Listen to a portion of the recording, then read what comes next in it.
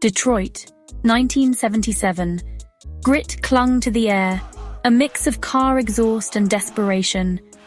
Zendaya was Raven, a young woman navigating this world with a sharp mind, a sharper switchblade, and an even sharper secret autism.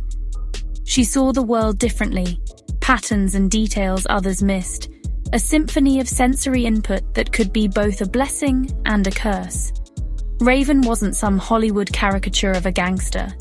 There were no unnecessary quirks, no tics played for laughs. This was a woman who knew her own mind, who saw the world with a clarity others lacked. Her autism wasn't a weakness, it was her strength. She saw angles no one else did, heard whispers lost in the din. This wasn't a story about overcoming autism, it was about owning it.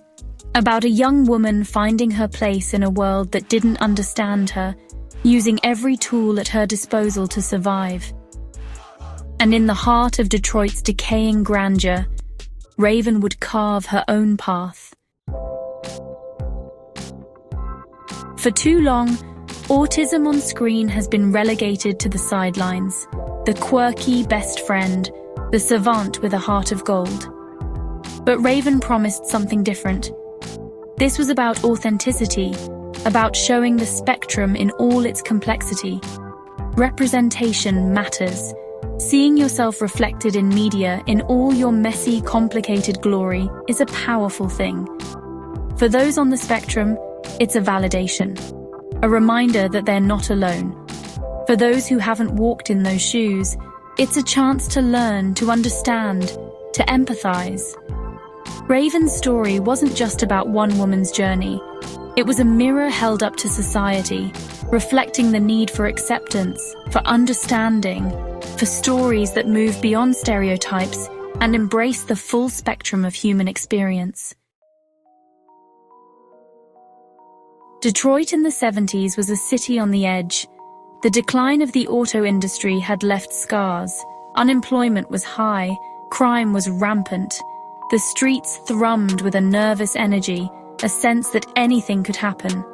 Raven moved through this world like a phantom, her senses on high alert.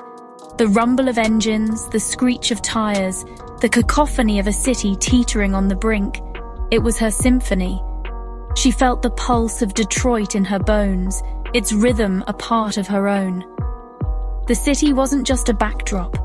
It was a character in its own right, shaping Raven, pushing her to her limits.